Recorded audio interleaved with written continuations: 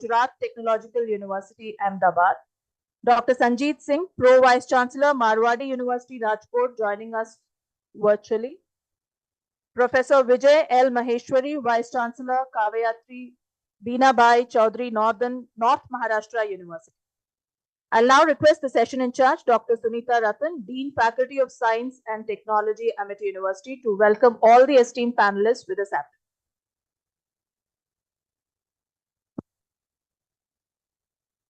Colonel Dr. G. Tiruvasagam, sir, may I please request you to come up to the dais.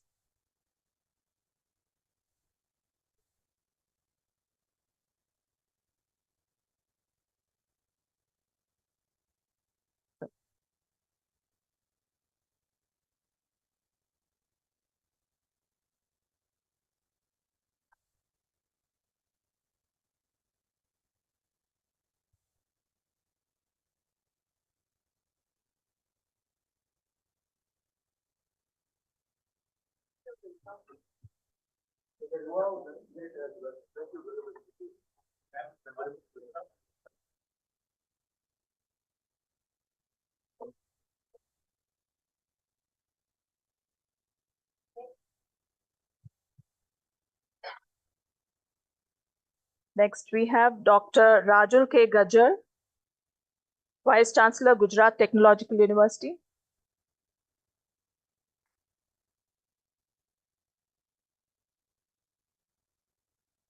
Professor Vijay L. Maheshwari, Vice Chancellor, Kavayatri Beenabai Chaudhary, North Maharashtra University.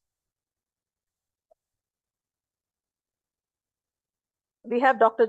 Sanjeet Singh, Pro Vice Chancellor, Marwadi University, joining us virtually.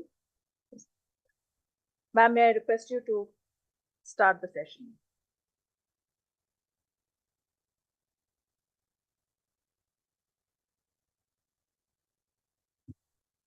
A very good afternoon. Once again, I welcome Colonel Dr. G. Tiruvasagam, Dr. Rajul K. Gajjar, Dr. Sanjeet Singh, Professor Vijay L. Maheshwari.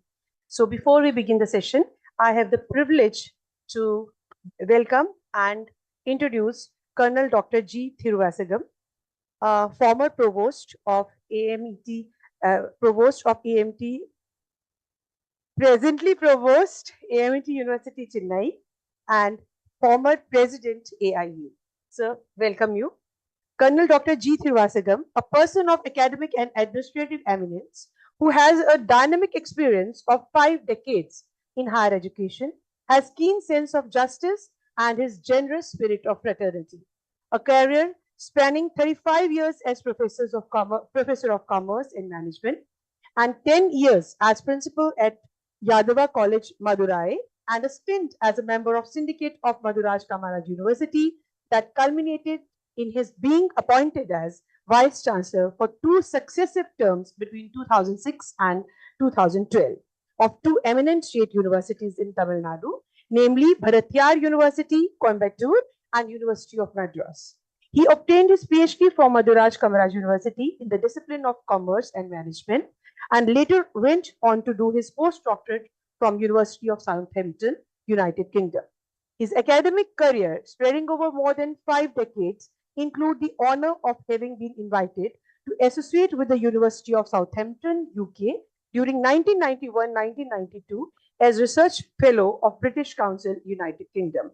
Sir has served as a member in various committees of prestigious apex bodies of higher education, including planning and academic committees and visiting committees of University Grant Commission UGC, as well as visiting and evaluation committee chairperson of National Assessment Accreditation Council, that's NAAC-NAC.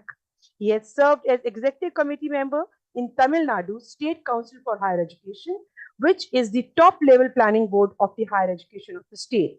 He was one of the 6 vice chancellors of India invited to serve on the Central Advisory Board of Education, the apex body responsible for making recommendations to the Ministry of Human Resource Development on all aspects of higher education. Sir, we welcome you, and now I hand over the session to you for panel discussion.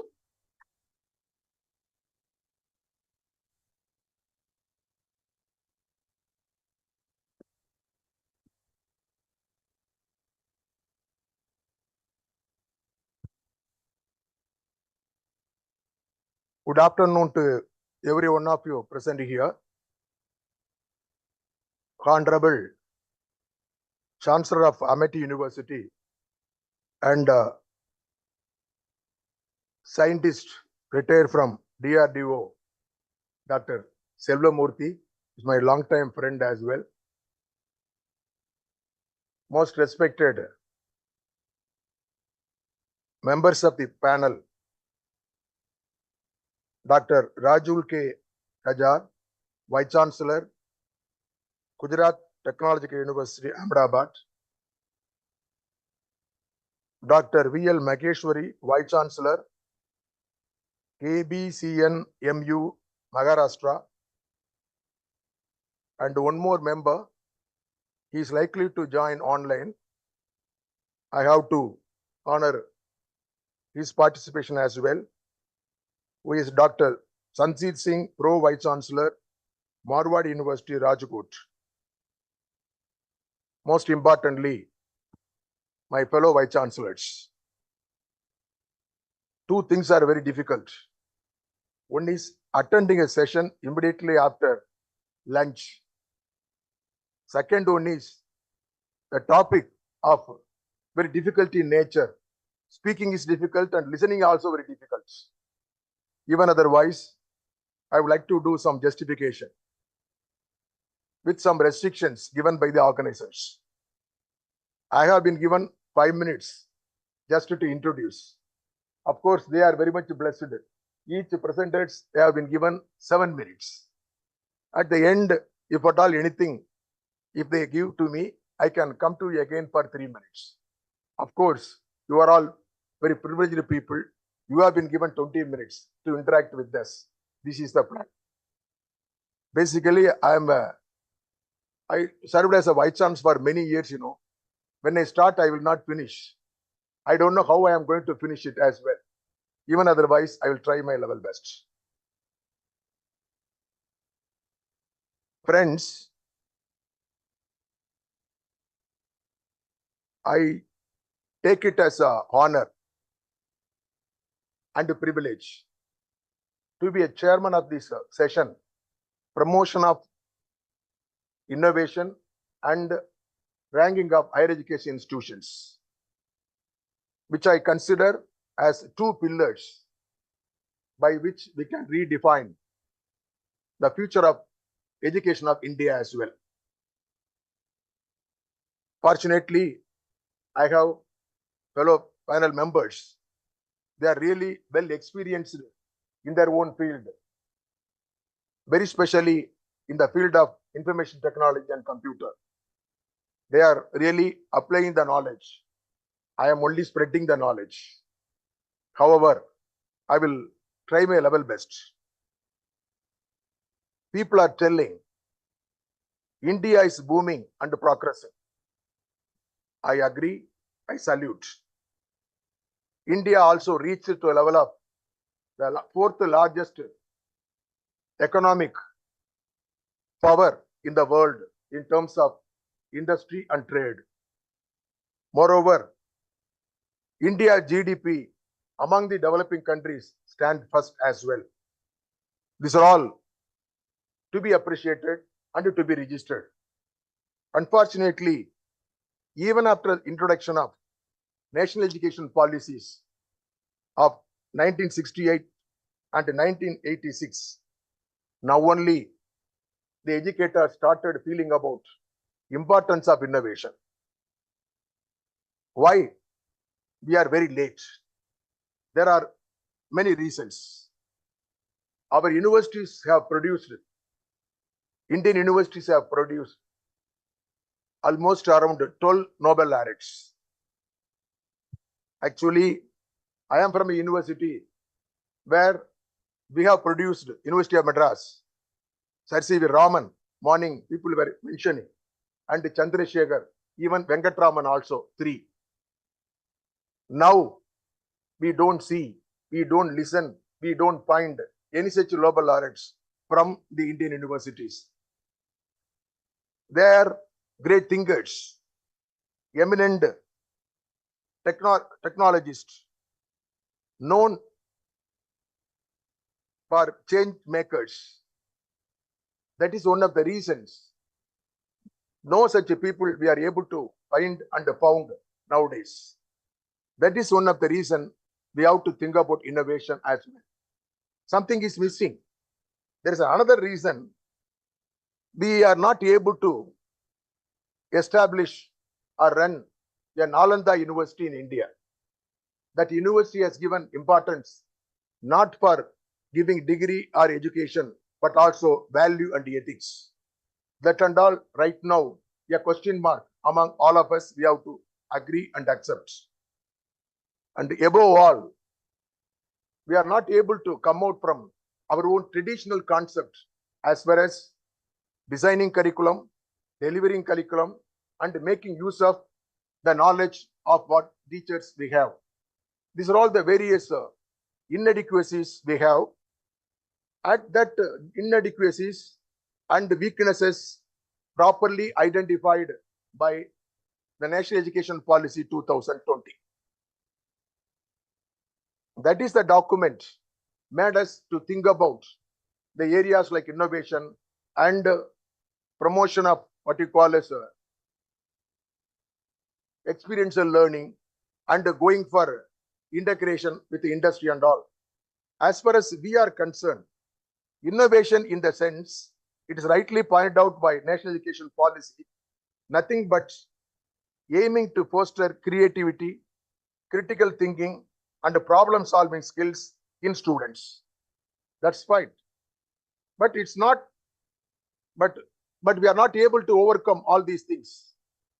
It requires a lot of facilities, lot of knowledge, lot of expertise that we don't have right now at this moment. So now it's a time for us to take forward adoption of whatever National Education Policy narrated and mentioned. What it narrated, you see that your way of assessing the students by making use of the summative methods all along, whatever students are doing in the classroom, whatever they are reproducing the examination, giving marks, and not allowing them to come out from the classroom, come out from the syllabus. That kind of things should be discouraged. Instead of that, National Education Policy advocates going for formative assessment by which only we can very well evaluate the students' ability of critical thinking and innovation as well. That is one thing. And simultaneously, my dear friends, when you are really well as far as assessment and going for delivering things with a domain of pedagogical domain, there are three kinds of domain. You are better known that the cognitive domain and affective domain and psychometric domain. Whatever we have been practicing is almost first two domain as well. We have missed the psychometric domain. Psychometric domain is totally different from what we had earlier. It should be introduced, even designing the curriculum, delivering the curriculum, and evaluate the curriculum as well. So as far as the innovation is concerned, if you do the formative evaluation, automatically you are getting a base for effective innovation. That is that we have to think about it in large. And many things are in my mind. I should not encroach their time. I must tell something about this ranking of higher education institutions. You may have different opinion about ranking. I have my own opinion. Don't take it as a criticism as well. Once you are for formative type of evaluation, once you are for experiential learning, whatever output comes must be taken into account and rank it. But again, it's a NAC or NIRF or whatever ranking going on in India, they want numbers only. They want numbers only. How many publications in proportion to the number of faculty available in your campus? how many PhD supervision guide in your campus? How many of them are produced by those people? Likewise, they want a number. So the mindset of the people who are framing the criteria, parameter, and who are preparing the pro forma must keep it in mind. So whatever they do not as per the NEP, they do in a different way, the traditional way of evaluating institutions. That's not acceptable as well. Morning also people shared, there are 54 universities that got global ranking. We must appreciate, we can join with them with happy and pleasure. And one more information, this 54, it is 48% increase of the last year evaluation of QS world record as well. There comes the criterion, there comes the parameter, not like the parameter as far with what we have NAC and NIRF. That is our major botheration as well. That is the reason we have 1,100 universities in India. NAC started working from 2019. Till this date, only 532 universities came for accreditation as well. What happened to the rest of the institutions? They are very much afraid of going for accreditation because they are very strict on many aspects. They want to go for a summative level of assessment as well, not formative level. Again, we have to think globally. So far, among 1,100 universities, only 123 universities only applied for world ranking of any kind of ranking. So that kind of problems are going on, and we must do basically some sides of exercise, rather to say operation, and see that all our present system of evaluation, all our present system of delivery should be revamped. And the agencies who are actually evaluating us, actually giving ranking to us, must also think in a different way and go out. For an example, I am telling, I will close it, sir. There are universities, case study I have to share. They are totally different type of universities. I came from that kind of university only. We belong to Maritime University. What's the plus point? Plus point is 100% placement, not at the end of the year, but at the time of joining the student itself, the companies are giving appointment order. At the day of joining, take it for granted. I am putting in record as well. AP Muller Musk, B Ship, Fleet Management, they jointly conduct entrance examination, they give appointment order. Can you believe? Every year, we give recruitment for almost around 900 people, guaranteed one. We have international collaboration, international support as well. What else you want? What national education policy tells, what higher education tells, the overall objective of higher education is ensuring employment, providing employable employment only. Now we are doing, but the question is what? In your institution, how many people are with PhD? For teaching maritime, as per the Director General of Shipping, they have not insisted qualification of PhD, even postgraduate as well. But they are coming, when they are coming, simply they are giving 0 for the mark of qualification. It's very contradictory. The overall aim of higher education is to ensure placement, give employment to the people. When it is assured, but the other side, they feel they want it. The peer team, when they are coming to us, when we explain, they appreciate us. And at the time of putting 0, sorry sir, these stories and all I cannot write. I can put only the number alone. That kind of differences, that kind of conflict and contrast is between actual and in practice as well.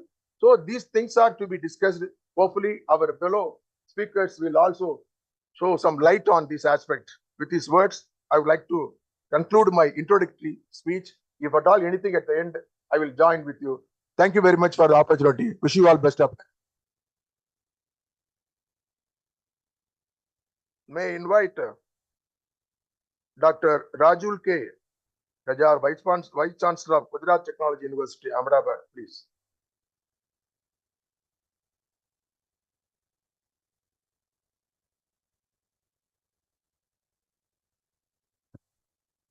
Good afternoon.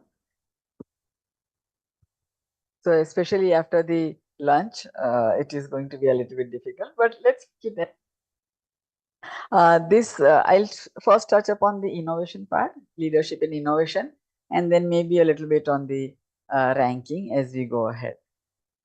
So I'm sure that all the universities are already doing something or the other in the innovation in the startup ecosystem, and everyone has gone through some experiences. Some projects work, some projects don't work. Primarily the big challenge that comes is that how to capture the student mass and along with their academics, along with all their extracurricular activities, to bring in the innovation ecosystem. That is the challenge that everyone would have. Basically, I come from Gujarat, a very entrepreneurial state, very much into a lot of activities which by themselves are also towards entrepreneurship. So it was a little bit more, though very unstructured, but the mindset, the environment is a little bit more conducive. But apart from that, from the university system, I'll go by my the case studies that we have done. Now, basically, we have a primary, the state government itself has also come out with a policy, which most of the states have now come out, looking at the AICT and the UGC norms, where there would be some seed money that is given for innovation projects to the students, and there would be faculty mentors. But what happens is that the students within those 4 years will pass out. So some states and some institutions started giving them as final year projects. Originally there were final year projects, but there was funding which is given for these final year projects. But the students will pass out. It does not lead to the entire startup that should exist. And therefore we have to start very early on. Right after the first year itself, you have to start grooming these children into the startup ecosystem, innovation, out of box thinking, design thinking. So at GTU we have design thinking incorporated into the main curriculum itself. So on one hand the basic principles are being learned by the students. On the other hand, we have an entire GTU Innovation Council which also gives funds to there is a vetting, of course. The students are given problem statements, they have to sit and give their proposals. The industry, the commerce people, they will come and they will vet those projects, proposals, and then there is funding given to them. So another feature is added which incentivizes the students, that there is a fund that they get to use for their innovation. Having laid out these broad framework, let me take you fast forward about what are the outcomes that we have got. So about 750 startups have been supported by GTU.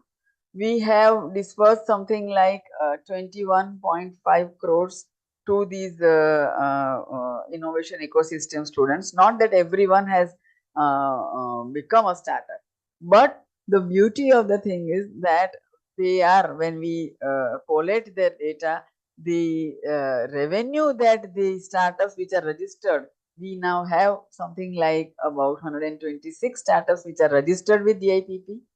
We have 162 patents which are granted to these startups. The revenue that is being generated is to the tune of about 114.6 crores, and they are giving jobs to or internships to other students in turn. More or less, this is the student mass still on the campuses. They might have moved on to their post graduation, or they might just have been pass outs. We also support alumni for about 2 more years after they pass out. So I took you fast forward to look at the outcomes. That means that there is a very good system, a system which is working, which is generating startups, and startups which are sustained very well when they are earning also. Many of them, okay, so having looked at this whole scenario, we also felt that we don't want to sit on these patents. 168 patents granted, but what do you do with these patents? They should not go wasted. So we set up a technology transfer center that you can go ahead and we will help you to, through the incubators, to go up to product. you have a proof of concept, you have a good idea, we will help you to take you further to the stage of the product. You can start producing. We will match make with you with the venture funds, with some industry who is interested in that. If not, we will also bring in other industry, or there are many other, so for example, the uh, civil hospital Surat, they had, when they looked at the patent that we were holding, they said that we can commercialize. So we did a technology transfer to them. 6 technology transfers have been done so far. So that has also laid out the path that you can start. Where did we start? We started with out of box thinking. You are allowed, there is a free form, there is a mentor, there are industry mentors, there are commerce mentors, also people from CS, branding, designing. We keep on bringing as the stages are crossed, and as the students advance further and further, we bring in these experts, and this is how a good robust system exists. The students do not have to go from one pillar to the other कि अभी हमको क्या करना है. दूसरे, naturally in the universities, in any institution, आपका सबसे बड़ा क्वेश्चन रेज करने वाले आएंगे अकाउंट्स एंड ऑडिट. ये कैसे पैसा खर्च हुआ, स्टूडेंट से स्टूडेंट मास को पैसा दे दिया है. So we are laid out very broad framed SOPs for project purchases and for project expense, so that even the accounts and the audit people are clear कि हाँ, इस प्रोजेक्ट को हमें इस तरह से पैसा फंड करके देना है, और बच्चे और मेंटर्स को भी मालूम है कि हमें इस फॉर्मेट में एवरी मंथ एंड में ये दे देना है. So there are no lags. So these fine tuning also helped us to create and sustain our startups. There are many startups which are also looking at now going into production. There are startups which are going further into research, क्योंकि उनको लगा कि ये हमारा बहुत अच्छा project हो रहा है, तो हमें क्लिनिकल ट्रायल्स में जाना पड़ेगा. पेटेंट तक तो मिल गया है, मगर आके जाके प्रोड्यूस करने के लिए भी there are many stringent pathways which they have to take. So we have, having looked at all these various different needs that were coming, we consolidated. तो हमारे पास स्टार्टअप इकोसिस्टम है, 2 इंक्यूबेटर्स है, हमारे पास पेटेंट लॉयर्स, अटॉर्नीज है, फिर CS के firms है.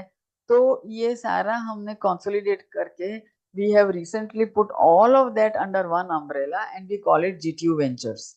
So you are welcome to look at our site, and GTU Ventures keeps uploading everything that is being done, so that once the student enters into GTU Ventures, they will have the whole world available to them in terms of incubation, in terms of funding, in terms of patenting. They can publish also, and all the patent attorneys will be there. We pay for that also, for them to get their patents granted. We handhold them right up till the patents are granted. It's not just के file कर दिया. File करना बहुत simple है. हर एक जगह पे आप देखेंगे तो पेटेंट फाइल्ड इतना नंबर डाल दिया, शायद तो रैंकिंग में और उसमें आपको काम लग जाएगा. Good for that, but that just remains a number.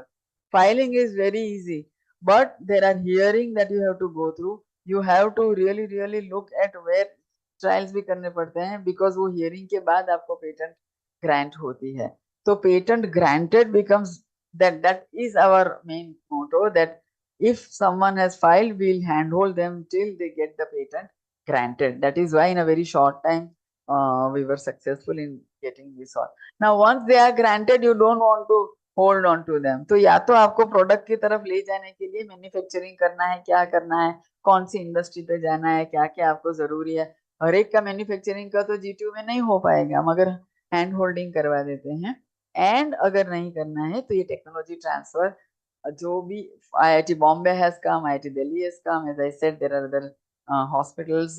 We are more into the biotech health and the health tech, now also entering into the fintech.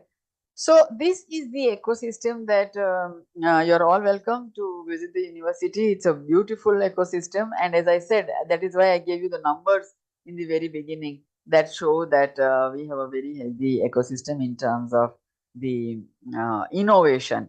And as far as the leadership part goes, as I mentioned, we have to really keep on reviewing this, because there will always be gaps. The accounts people will always be right in asking questions.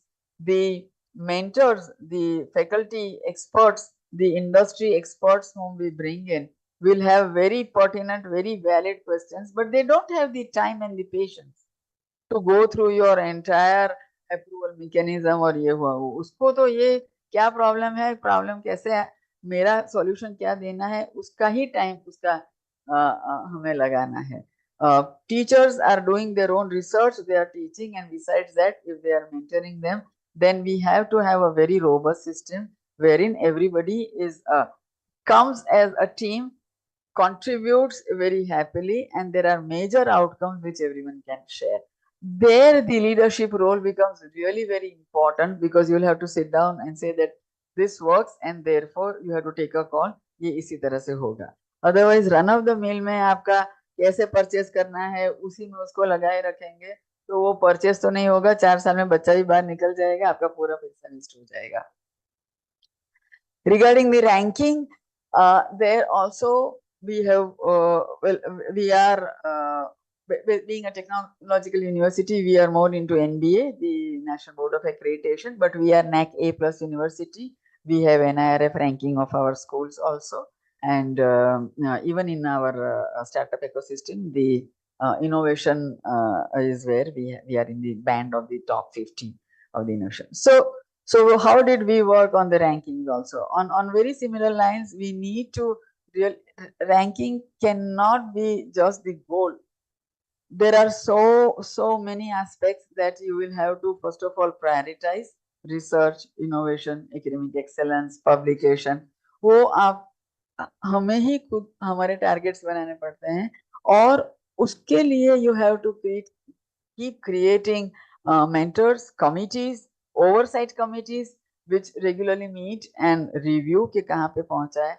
Otherwise NRF का जब data भरने का है तब data collect करने जाएंगे तो everyone will give whatever is there. नहीं तो नहीं, नील तो नील, हुआ तो हुआ. But that is why I said it cannot be a goal.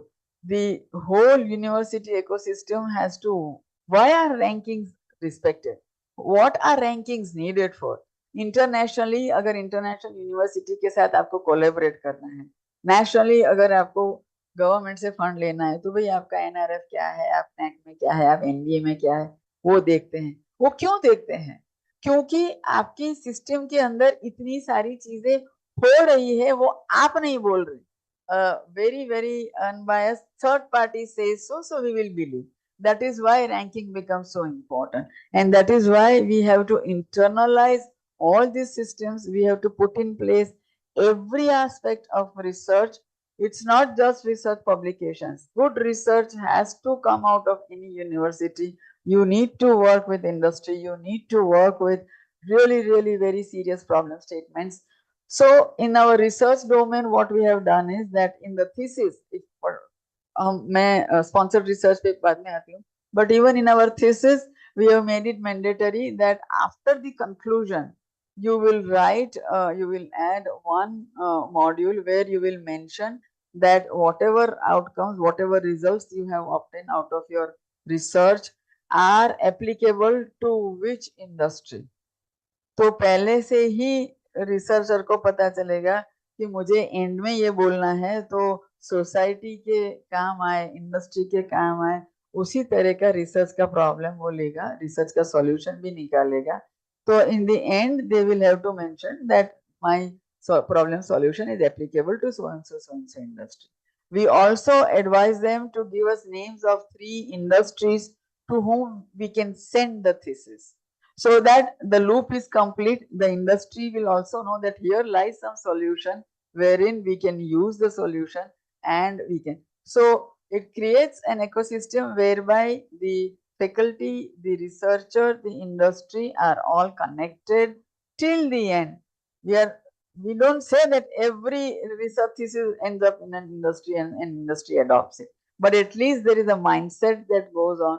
So on similar lines, we take care of our patents. As I mentioned, that if you have obtained patent granted, it's a mode of celebration. But we don't stop there. Technology transfer हुआ, product बना, publication हुआ, अगर ये हो रहा है तो ही आपका पेटेंट, आपका इनोवेशन का भी, आपका पूरा सिस्टम सोसाइटी के लिए, सस्टेनेबिलिटी के लिए, इंडस्ट्री के लिए लूप कंप्लीट करना है.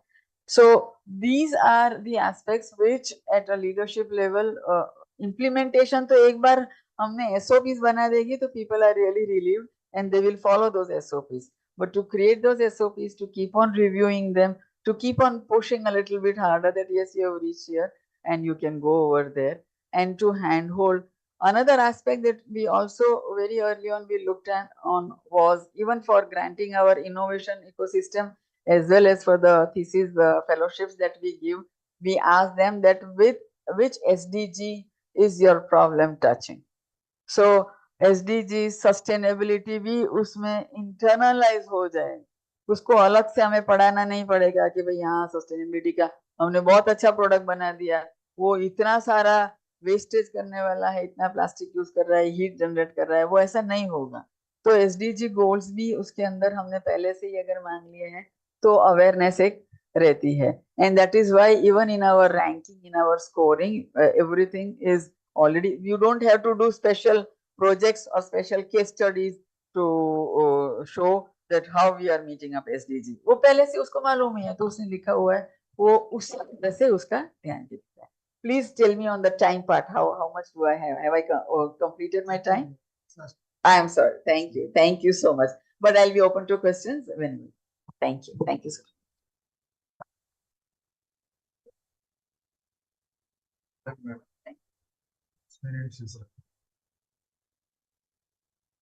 Request Dr. B.L. Mageshwari, Vice Chancellor of KBCNMU, Maharashtra. Please make your presentation, sir.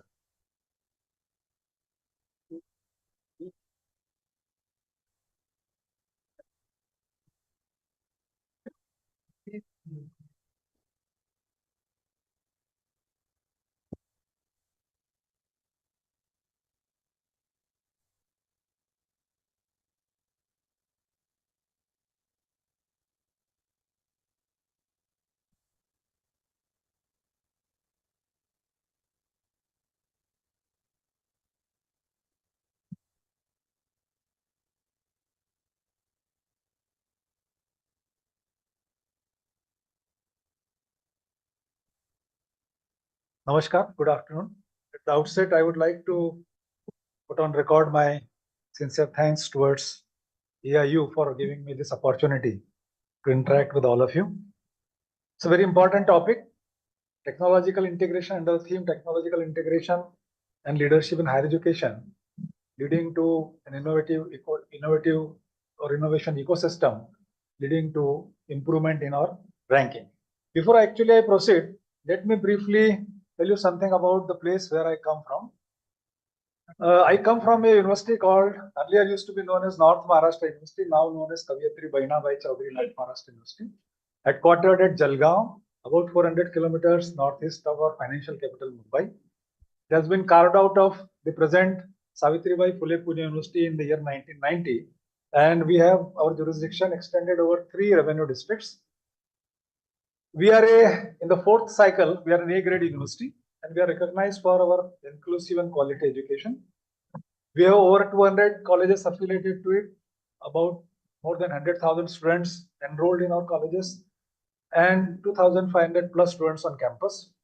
Our major focus has always been on rural, tribal, and disadvantaged section of the society. Let me tell you, one of the districts in our jurisdiction, Nandurbar, has the highest ST population in a single district nationally. Now, as far as the rankings are concerned, in NRF, we have been ranked as top 100 state public universities in 2024. A major public insight and company research company, WEEK, it has ranked us 9th in the Western Zone among the multidisciplinary universities and 31st All India rank. We have been ranked as in the top 30% of the best value university ranking in Asia in 2024 by Study Abroad 8. And we claim that we have a strong digital ecosystem and robust ICT infrastructure and e-governance in all our university functioning. Now the question is, what is the necessity of technological integration?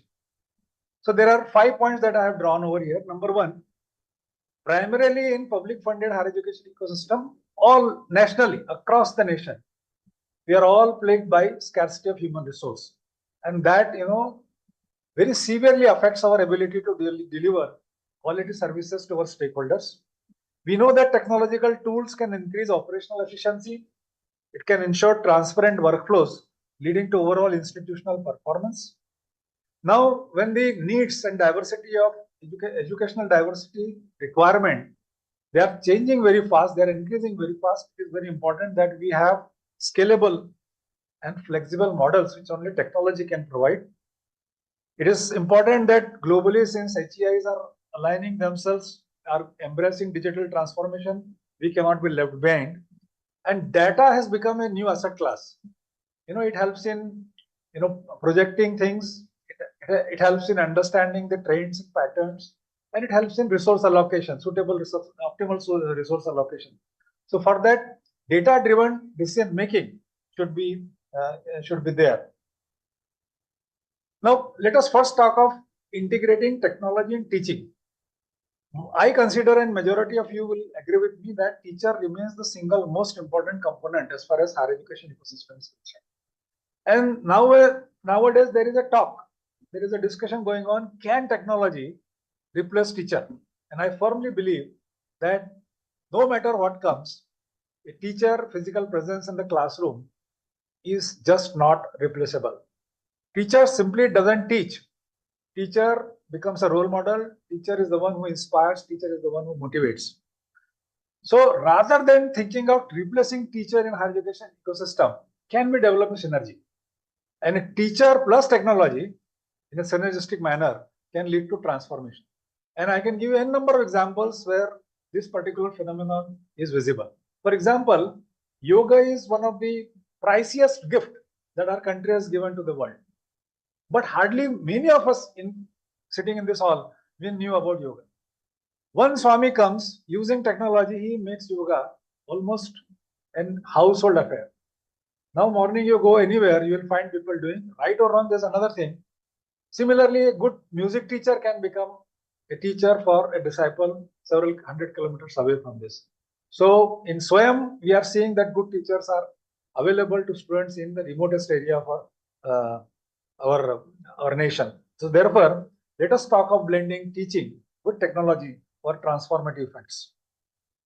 Now, we have adopted at KBC NMU Jalgaon several of these initiatives. To promote e-content, we have developed e-content studios under PM Musha scheme. We are encouraging faculty as well as students, particularly in second and third semester on campus, to go for at least one compulsory Swayam course. And we have smart classroom, ICT tools, and online assessment and learning analytics are also available to the teachers. We are employing technology in our administration also. We don't have an integrated university information management system, but there are several tools which are helping us in different aspects, different functions of the university administration. For example, for employees, we have eSamarth. We have a different vendor for our online affiliation and approval system. We have another vendor for which monitors the student information management system. And now statewide, we have a dashboard. The government of Maharashtra has a dashboard, higher education dashboard, where real-time data with respect to the number of students, their caste, category, class-wise distribution is available. So we are leading towards what is called as data-driven governance. We are involving technology in a large scale in our examination and evaluation. We now have an online evaluation system. Centrally, about 600,000 answer sheets are scanned and they are assessed in more than 75 centers distributed across 3 districts. We have a secured question paper delivery system. We have an online end-to-end PhD system, right from registration for PET examination to declaration of result. The entire process has been digitized. And we have an examination result dashboard, which allows even the VC to monitor the progress of the examination assessment in real time. We have transitioned into a completely digital transaction model on campus. We don't have any cash transaction on on campus. Similarly, all events, all extracurricular, co-curricular events at the university level as well as at the state level, we are using an in-house developed software for monitoring, for managing those events. For example, some of them are listed in this particular system.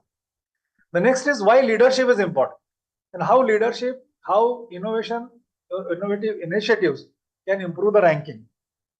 Now, it is important not only at the university level, but at all levels, be it state, be it nation. A strong leader, a visionary leadership can make all the difference. It is the leader who channelize the energy meaningfully. It is the leader who leverages the strengths positively. It is the leader who helps in overcoming the weaknesses of the organization. So we need leader who can align institutional efforts toward long-term academic and strategic goals of the institution. It is important that the leader fosters participative decision making in a democratic setup. That is very important. As I said earlier, the leader should be able to lead based on a data-driven, what is called as data-driven governance. It is important that we appreciate small achievements of our subordinates, our colleagues. So boost morale through recognition and based on feedbacks. Quality is just not a one-stop thing. It's a continuous process. So based on feedback, we should be able to drive continuous improvement. It is very important now. We cannot work in silos. We need to build strong society connect so that we can excel. So, for example, at NMU Jalgaon, KBC NMU Jalgaon, we implemented NEP in both letter and spirit. We have implemented it in a phased manner as per state government directives. NEP emphasizes a lot of stress on learning in regional language. So on campus, we have now 5 programs which are dual language. 20% seats are reserved for admission in Marathi. Almost 60 textbooks are now available for the new UG programs in Marathi. Of them, 15 are printed, published by university itself. UG science students, they are now allowed to write their answers in Marathi also. We have made provision for students to pursue 2 academic programs simultaneously, regular to regular and regular to distance. And we have undertaken strong school connect program and now a structured campus tour program for students to make them aware about the facilities and attract them into the STEM areas. It is important that we promote our research ecosystem so that our ranking can improve. So KBC NMU Jalgaon has taken several initiatives. For example, we are now giving cash incentives to the students for publication in quartile 1 and quartile 2 journals. We are giving publication grant to the faculty for publication in quartile 1, quartile 2 journals. We have started a unique initiative where it is called as Faculty Industry Immersion Scheme, where a faculty with the help of university support, university finances, can go for a week in an industry. It is important to change the mindset of the faculty also. We keep talking about mindset of students, but it is important that our faculty also undergo change. And VC patent motivation scheme. We have now a Ministry of Commerce funded IPR chair also. And because of this particular initiative, in last 3 years, we have close to 50 patents either granted or published or filed. And now there are 2, one PG diploma program and one certificate program in IPR available for the students. We also have an incubation center at Section 8 company. In last 3 years, we have incubated close to 100 startups. 4 of them have been graduated. We have invested close to 13 million rupees in these startups. And the data is like it has generated 300 jobs. It has given 300 jobs. Those who are seeking jobs are now becoming job givers. Similarly, we are working very strongly in these 3 sectors: skills, internship, and apprenticeship. We have established a digital skill development center called Vishara. Under one umbrella, we have more than 5,000 skill courses available from various sources. Student can register through us. He gets some financial incentives also in this. We have a internship portal, a web-based portal. It is helping student to get internship because all our programs are now internship embedded. We have started from last year 5 UG programs which are apprenticeship embedded degree programs. Couple of them have been started with the help of sector skill councils, but 3 of them, which are being launched from this year, they are being started with the help of local industry. There will be compulsory 1-year apprenticeship, a paid apprenticeship for the students. And for example, retail management is being started with the help of retail business in Jalgaon, Dhule and Nandurbar districts. All retailers have come together. They are taking part in the design of the syllabus, and we are under an MOU. They will be providing apprenticeship to our students. We have started BA Humanities Civil Services. The syllabus will be either MPSC or UPSC, and we are entering into an MOU with district collectorate, district administration, where all our students will be absorbed for apprenticeship. They will have a on-the-job, real-life experiences of how the administration is run in district administration. Now, on campus, we have question papers based on outcome-based education and a unique open day program.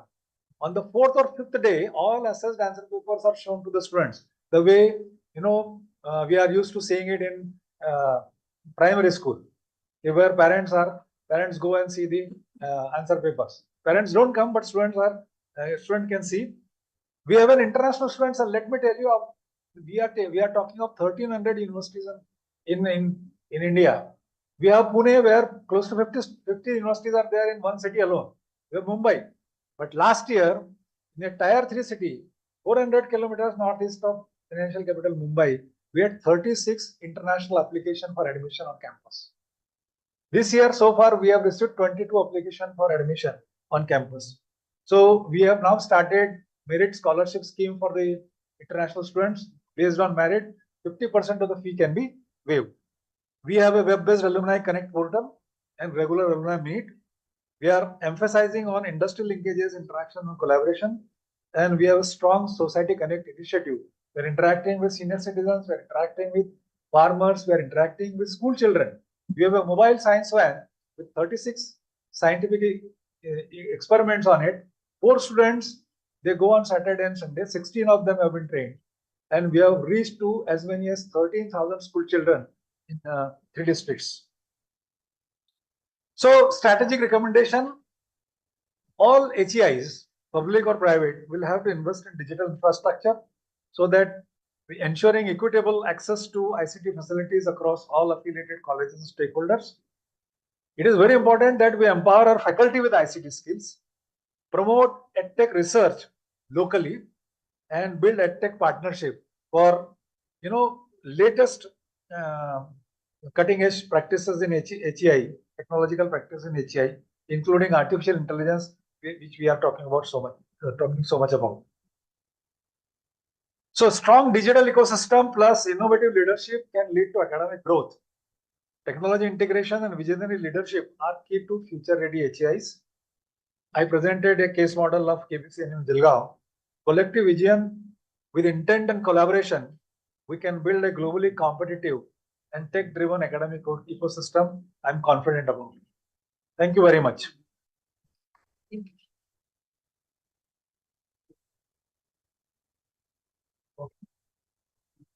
Thank you.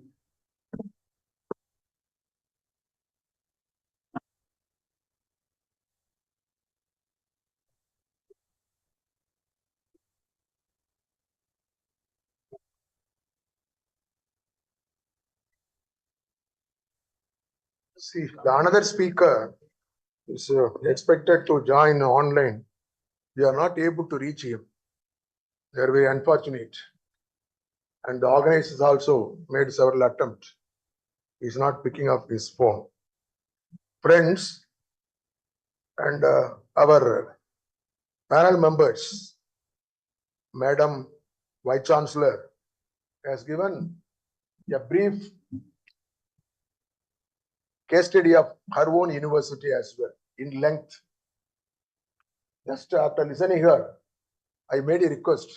When can I come to your university, spend 1 or 2 days, learn many things and carry forward as well. Such a way, you are good enough, especially in the area of startup. You have earned several crores, more than 21 crores. This and all we cannot imagine as well. And the transfer of technology also, you have. It's not the question of mere filing patent. it must be get it granted. But one more information, as per latest Prabarva of NAC, it's granted is also not enough. It must be converted into a commercial product and transfer of technology. That comes the problem.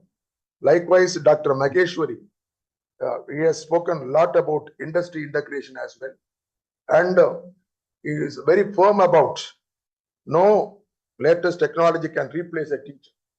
The presence of teacher and his sharing his knowledge is very vital, whatever technology we have. Moreover, I'm happy that these universities very much community oriented and service oriented. He has a mobile van and moving around and teaching basic science to school children. That has to be appreciated. And they have a digital skill development center. That's also very rare to see in many of the universities. And most importantly, this is very much important for Tamil Nadu state. NEP 2020 gives lot of emphasis for local language. Okay. And we have made several advertisements. Students are not coming forward to learn engineering in Tamil.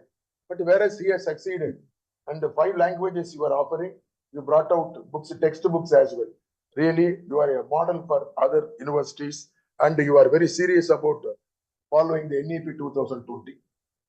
My conclusion after listening them, both of them from government universities or state universities. Whatever sir narrated, whatever madam told, requires lot of fund and infrastructure. Unless you have an infrastructure, unless you have fund, you cannot carry out all these programs. But India is a country where we have different kind of universities, Even there are some state universities, including in Tamil Nadu, they find it difficult even to disperse salary and pension in time. When it's the case, how your vice chancellor registrar think about going for a simulator, going for a AI-driven digitalization, going for a software, that is a major problem. That's a major constraint. Not only that, NEP 2020 advocates many things, and we are following sincerely and seriously. The recommendation given by NEP for allocating 6% of GDP to education not yet materialized. So that kind of steps to be taken by government and allowing the universities to go forward. Coming to giving fund for projects also, as Vice Chancellor, you know pretty well. Nowadays, getting project is very much limited. Even there are certain projects for which rest of the installments we are not able to get. When we approach the funding agency, they tell we don't have funds. This is a situation at present. And moreover, there are institutions as far as ranking is concerned. Proforma wise, 10 years old university, 150 years old university, same proforma. Okay, universities in urban area, university rural area, same proforma. University in a mountain or hill area, same proforma. How can we make it? That kind of rationalism must be there as far as going for ranking as well. And above all, the universities of private also to be encouraged. As far as private universities are concerned, when we go for any application of funding and all, we are being given second level of treatment as well. People are telling, if at all anything, it goes to premier institutions. If at all next, goes to the central universities. If at all next, go to the state universities. If at all anything left out, it goes to the and deemed to be university and private universities. But it should not be the case. The private university also contributing as far with sometimes certain area over and above the government universities as well. So funding should be like that. Then only they can think about this kind of infrastructure as well. That is another major issue as far as taking care of these things as well. And one more major thing. People talk about patent filing. For state universities, they need not pay any money. For private universities, they have to pay money. Why there is a disparity? This kind of disparities must go out. Then only innovation can come up. I am not criticizing government. I am requesting the government. I am appealing government on behalf of all the universities as well. And finally, my dear friends, The whatever our friends told, it can be duplicated, it can be transformed in our own universities. If at all any chance comes, better visit these two universities and of course my university also. There is a uniqueness in my university of evaluation, innovation and integration globally as well. Because they narrated many things about their university. Please allow me to listen about my university as well. Yeah, that's okay. My dear friends, now in other streams of professional institutions or arts and science institutions, the evaluation is being done. Of course, whatever, formative method, summative method, our evaluation is totally different. Whenever the student completes his program of 4 years and 3 years, we give only course completion alone, not the degree. For getting the degree, he has to go for onboard shipping for 6 months. Onboard shipping for 6 months. Compulsory onboard shipping for 6 months. That means learning practical things, learning application of knowledge is most important. After successfully coming again to the shore, he or she has to face another examination. That examination is called both oral and written. Unless he passes these two, he will not be given a certificate called Certificate of Competency. We decide Certificate of Competency not because of completion of the course, not because of completing degree, only after undergoing the practical training and application of knowledge as well. This is system available. This is the reason very much acknowledged by international shipping companies. They came to a conclusion that this is a good system. Why not we come and recruit at the beginning of the year itself? This is a concept. All the three companies, they have established the Center of Excellence in our campus, sir. Center of Excellence for Maersk AP Muller, Center of Excellence for V-Ship, Center of Excellence for Fleet Management. What is an additional advantage, Now we talk about industry integration. Even we are nowadays AIST, CT and UGC telling you can appoint a professor of practice. There's no question of professor of practice. Since the students are admitted at the beginning, company people are staying with the university. They 50% they are handling the classes by imparting their own culture, vision and mission. When they complete the course, they become a full-fledged person, fit enough to go to a ship likewise. These are all the models we have.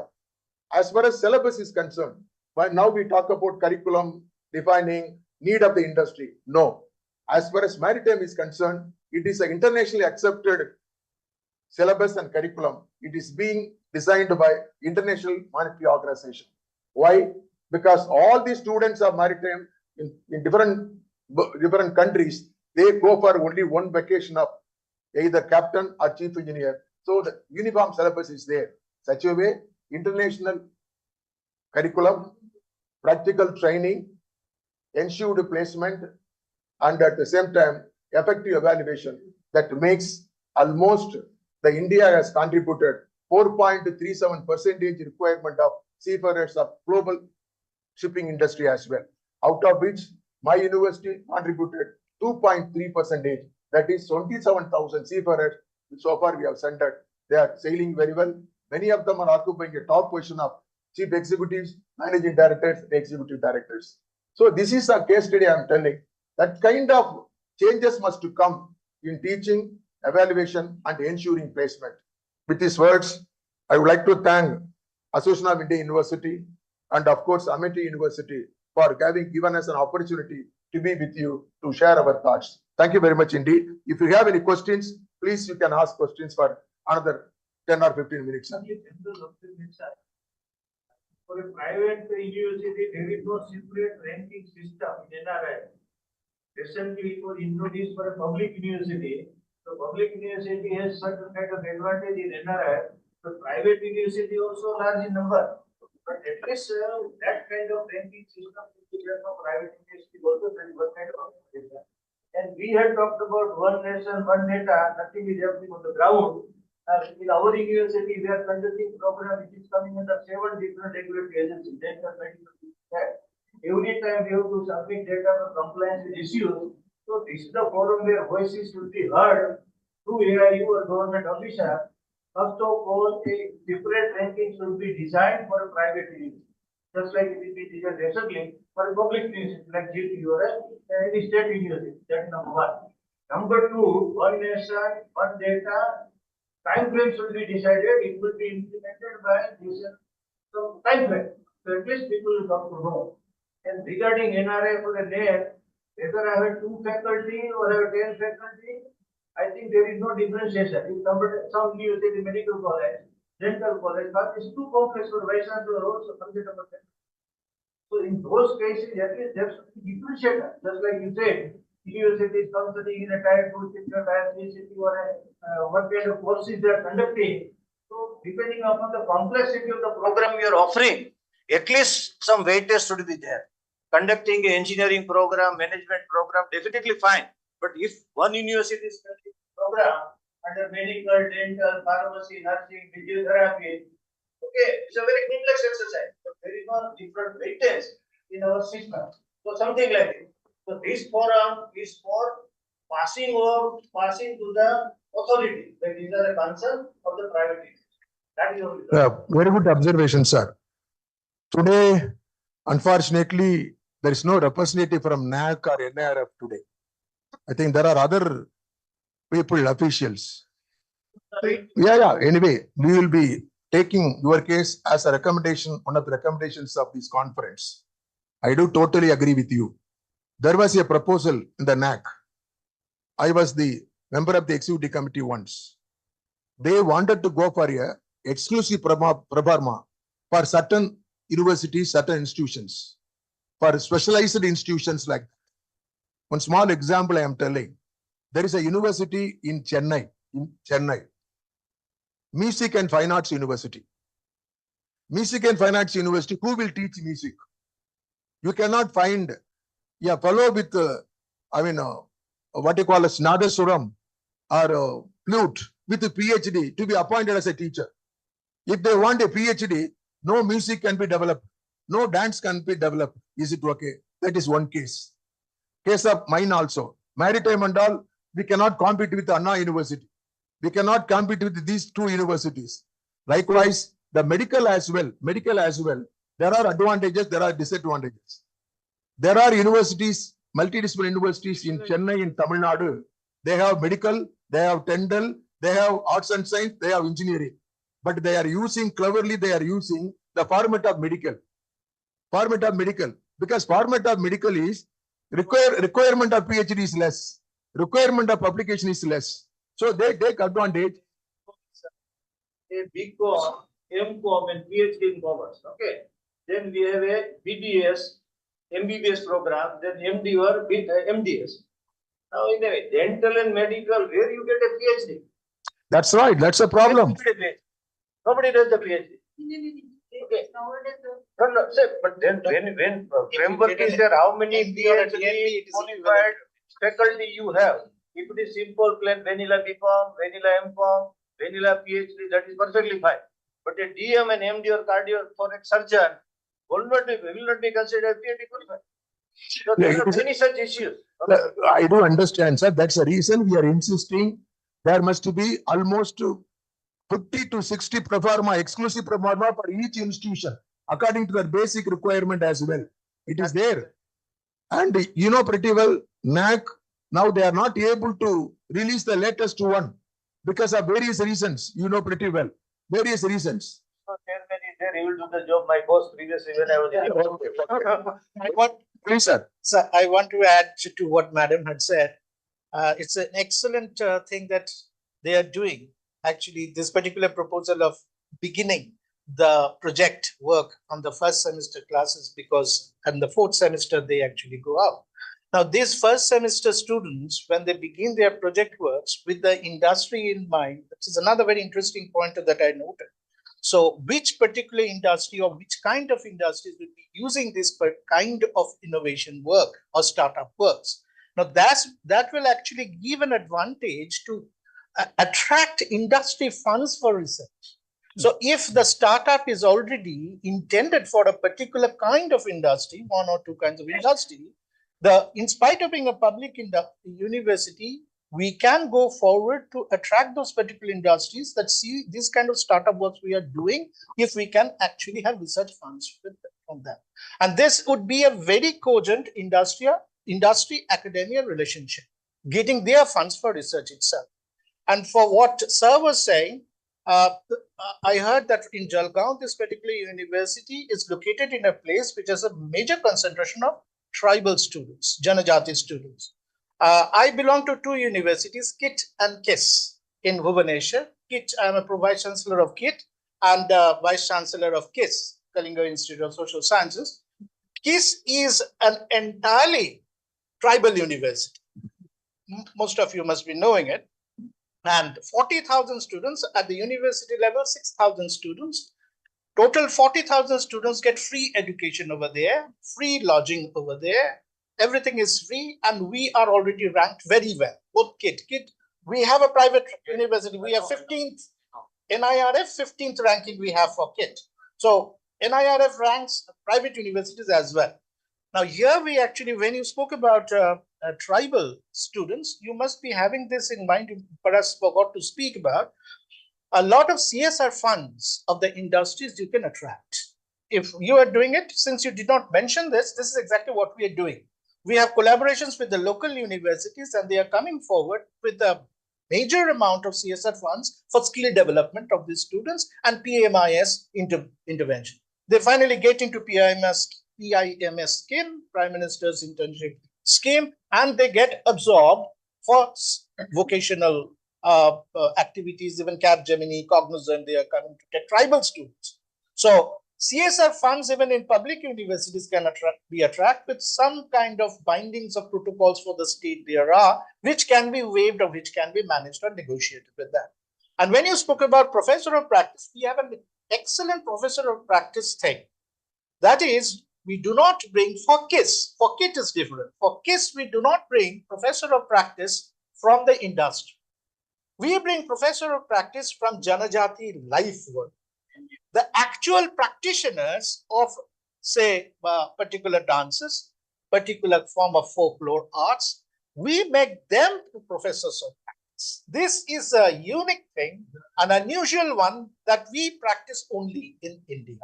This another important thing, the last one that I want to say is these collaborations should actually increase perception. Perception is a major parameter for ranking. So most of the universities in India, at least 50% of the universities in India are losing, they are doing very good work, but because of perception, their ranks are not being calibrated to the extent they should have been. So for perception, a lot of collaborations are needed, and collaborations with faculty members in different other universities. Basically, sir, we vice chancellors, we don't have voice. US ranking 30%. Yeah. See, even if you write to UGC, NAC or NARF, you cannot get reply individually. So there are other organizations. They knock the doors, fight with the people, and get the things done. But AAU is the only way by which we can approach. So these are all the vital thing. We have to take note of it and submit to the government and the concerned agency as well. The last, sir, please, sir. Let him finish.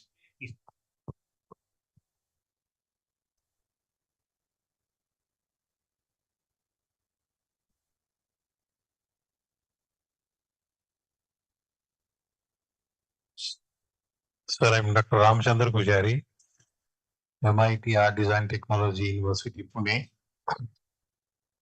Hirvasam sir, I know him from the day one of Anna University. I was in PSG College of Technology for about 20 years, sir. Now I'm at Pune, about 12 years. Sir, I come from the MIT group of institution background, which is holding today 7 universities in the country. We started in 40 years back now, and this particular university, I mean the MIT group, started by Dr. Vishnath Karad, who was the professor in COEP, like a College of Engineering India. We had in Pune, College of Engineering Pune. Sir, yes, Vishweswar is supposed to be the alumnus of that. Sir happens to be the professor and he started with just 3 lakh that too from somebody. Today we are able to say about 125,000 students studying in our all the campus together. So this campus, like what we are just listening to you, what he made some important, what do you call the thoroughly studied peace studies because he's also holding the UNESCO chair in peace and democracy.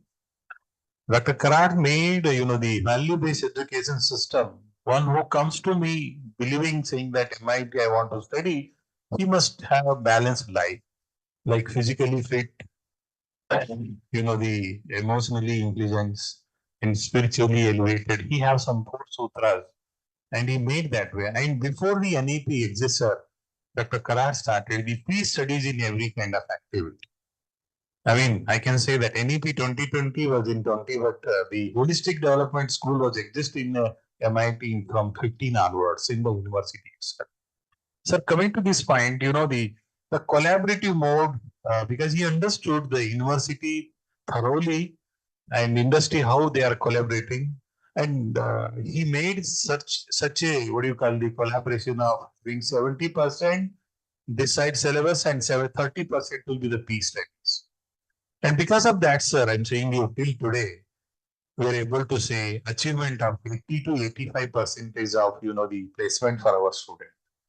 And, hopefully, I hope in this room, everybody knows about MIT as a brand in Maharashtra state. We will not have any kind of issues for the admission because of the brand. Sir, we have in where I come from, this university, as a chancellor, we have the Institute of Design, sir, where this design school started in almost 25 years back. One of the pioneer school like in design school of Ahmedabad. Sir, we have only 500 what do you call the seats for the, I'm just taking one school, sir. We have 500 intake for the school where we are able to get 30 to 40,000 paid application for this, where we're ensuring around 18 different design, the biggest, what do you call the subject. Sir, believe me, not a single subject or single school have the, what do you call the theoretical aspect. We have only studio talking. 4 years, we have only studio school. And believe me, consultancy like BMW, the Benz, you take any example, even Shivshai about our Ashok Leyland, any example, this is how. And believe me, sir, around 2,000 companies will ensure the internship for all the students of that. So this is one way. By having this one, sir, what we did now, for engineering school, we have in this campus started in 15, sir, and the actual Formist campus function started in 16. Thank you very much, Professor. Sir, only 1 minute, sir. Only 1 minute, sir. I want to tell you about the engineering collaboration. I'll complete the only, sir. Because of this designing school, sir, I just want to tell you, we have adopted this designing thinking in case of engineering. And sir, believe me, we started the project-based learning from second year onwards, sir.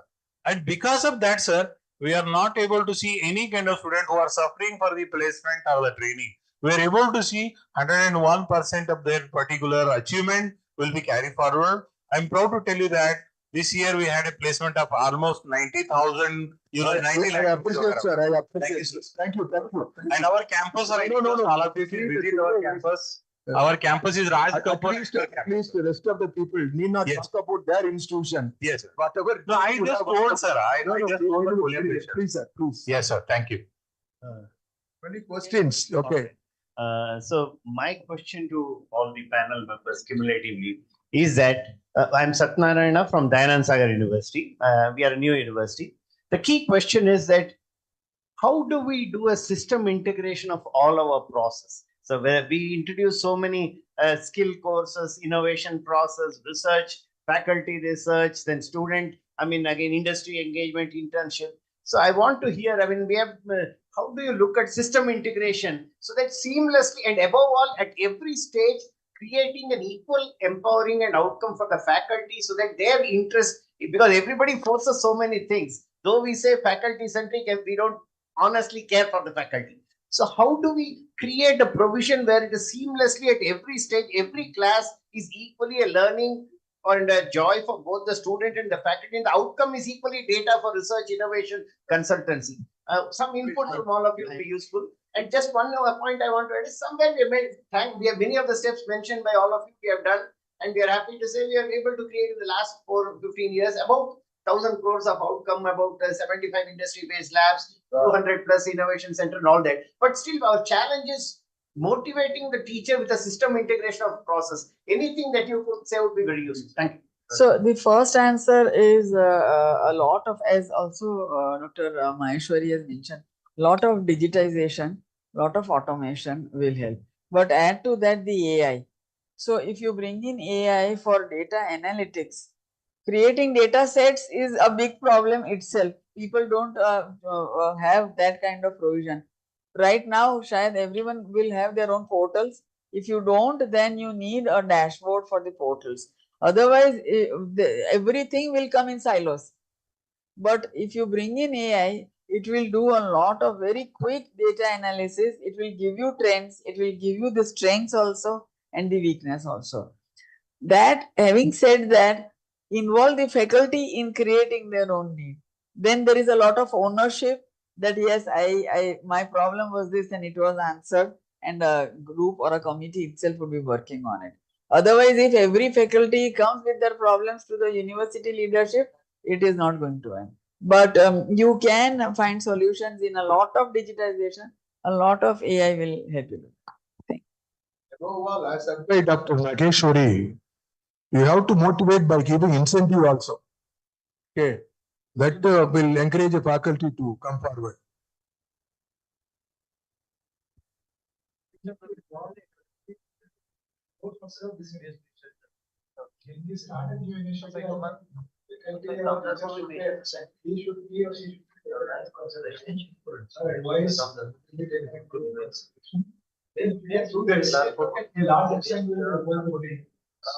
As I said, and I very firmly believe that teacher remains the most important component of the medical service.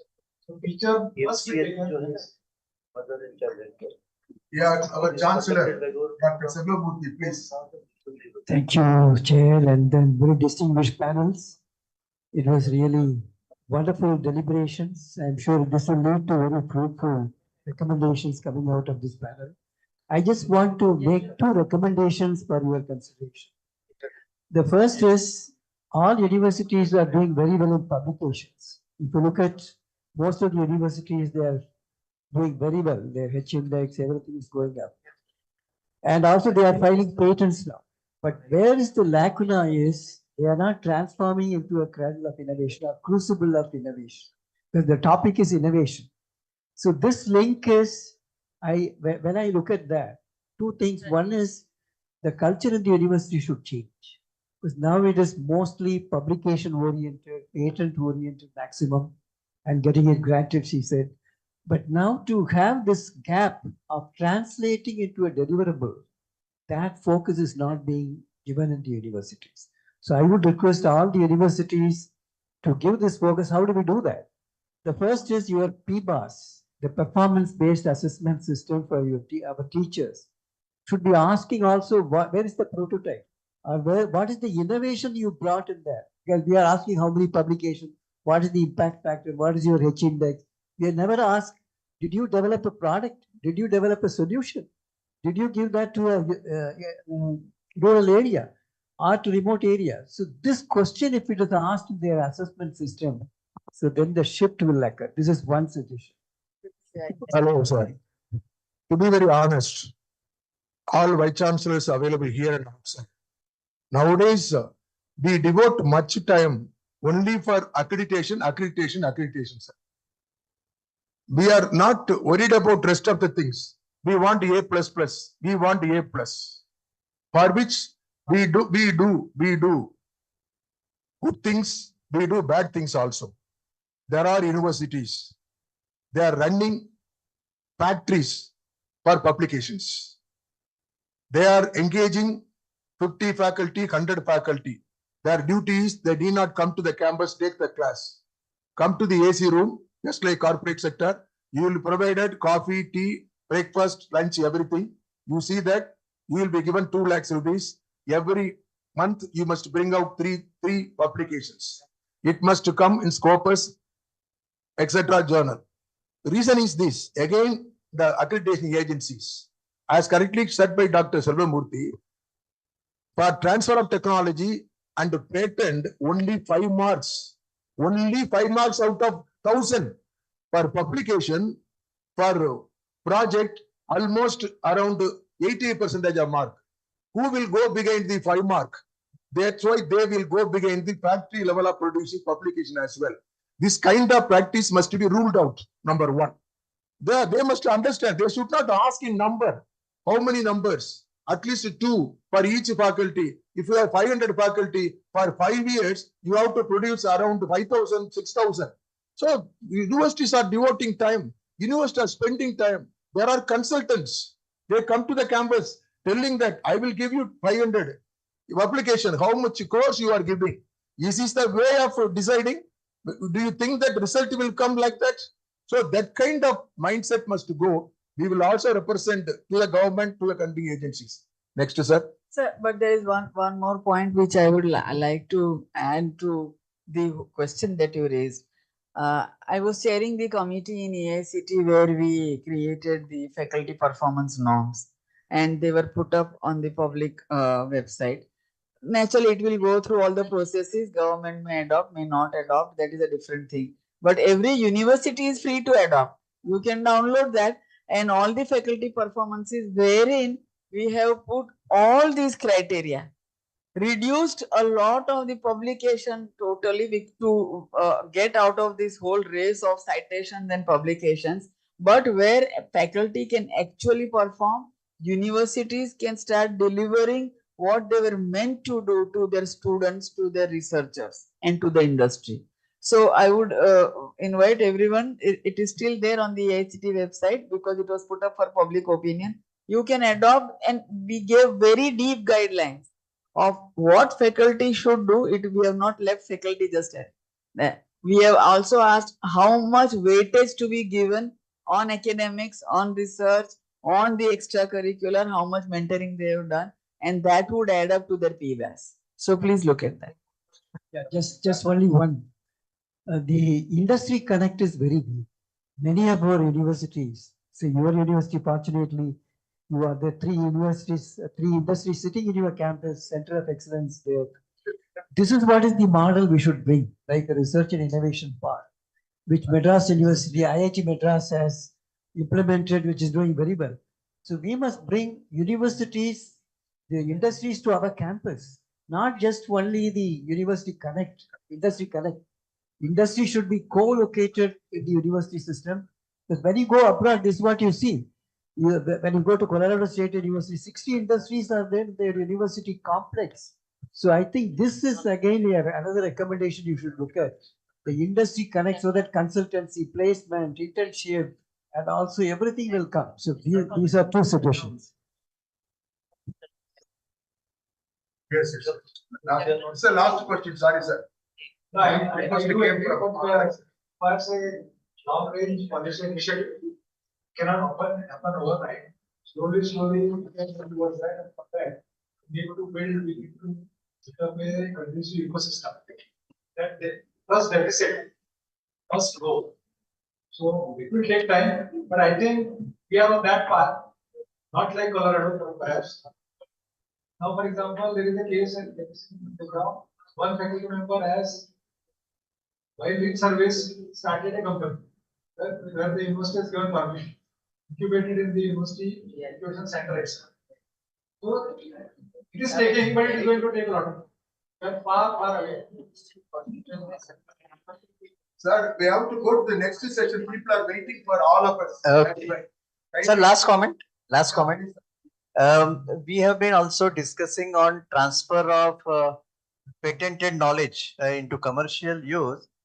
What is happening? The acceptance of the technology should be supported by the performance commercial guarantee by the bankers. What's happening normally in Germany, that group of professors, it's always the research done by the task force consisting of experts from different fields, so that the technology developed is perfected in all sense and it is supported by the commercial guarantee by the bankers.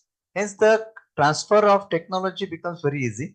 Number one. And number two, what I have seen in number 8 QS ranking and then Technological University Singapore, that every PhD is resulting into spin-off.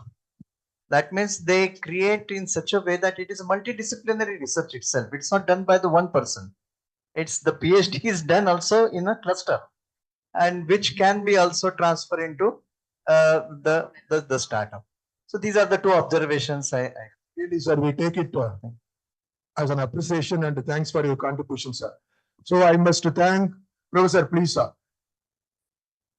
Solution I cannot give. Solution we will forward a request to that वो the paper concerned agency. Publication के लिए sir इतना headache है और वो sir NAAC का target ऐसा है एफडीपी इतना होना चाहिए पेपर इतना you rightly said sir but what is the solution Yeah, definitely we are representing frequently. We are meeting them as well. The new proforma will be of totally different. It is going to be different proforma as well. We will work it out because we are not the agency. We are representing only. That's okay. Thank you, sir. I should thank Honorable Vice Chancellor of Amity University. She is right now available here. The management of Amity University for having given us an opportunity to come over here and to take part in this particular session as well. Above all, I should thank my panel members for their elated contribution, what they have made and answered the questions of all of you as well.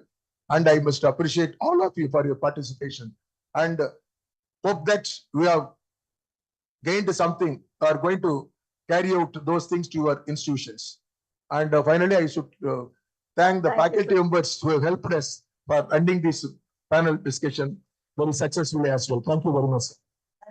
Yeah, I would like to thank the panel, but also I would like to welcome Dr. Sudhir Bovdeji, Chief Principal Secretary in the Governor of Uttar Pradesh, and also Pankaj Janiji, the OSD to Governor, Honorable Governor Madam in Uttar Pradesh. So we are very thankful that you have spared your time, and also the Vice Chancellor of AKT University, Professor Gupta, is also here. So we extend very warm welcome for this Vice Chancellor's meet. Thank you. Thank you, ma'am. Thank you, sir. All the respected Vice Chancellors, there is a recommendation sheet at each table. Just in case you have any further recommendations to make, kindly fill that. Our team will collect it from your tables. Thank you so much, sir, and sincere thanks to all our speakers for the insights shared today on how leadership and innovation can elevate institutional standing and academic excellence. This session reinforced that for HEIs to thrive in a competitive academic landscape, strategic integration of technology and culture of innovation must go hand in hand with strong leadership and a focus on institutional rankings. I'll now request the session in charge. In fact, ma'am is also here, so to felicitate the panelists. But just before that, a small announcement. This is to warmly inform and invite all the esteemed spouses and family members of Honorable Vice Chancellors to a special session titled Joy of Life, curated exclusively for you by the Amity Center of Happiness. All spouses are requested to kindly assemble at the F3-Seminar hall opposite the Center of Happiness. The next cultural program will be a joint session with the VCs at 7:30 p.m. in F2 auditorium. Now I will request our VC ma'am, Professor Dr. Balvinder Shukla. Selvamurthy sir is also here, Dr. Selvamurthy, and Dr. Sunita Ratan ma'am to felicitate our panelists.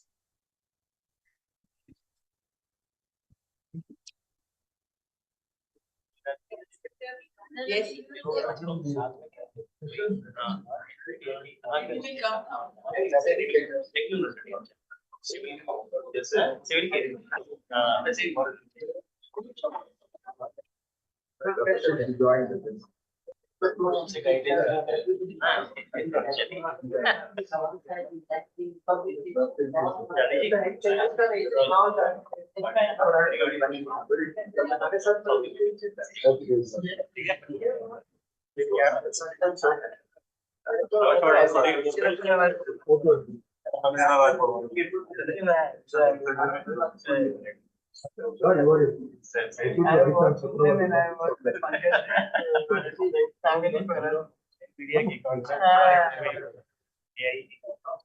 Let's all pause here for a group photograph also.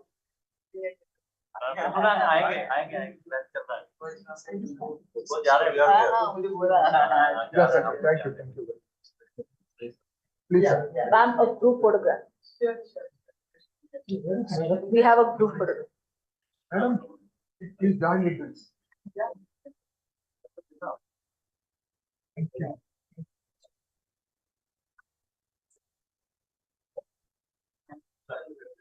Madam. Yes.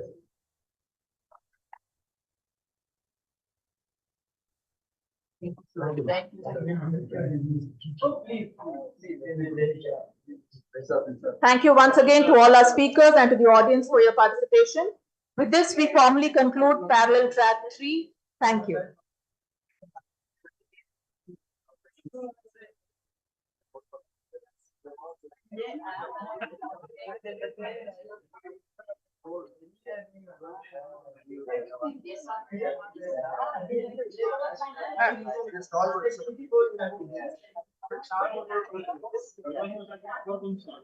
Nine five.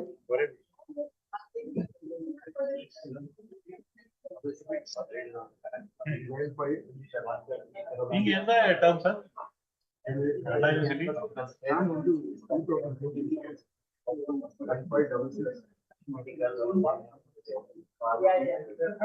Uni-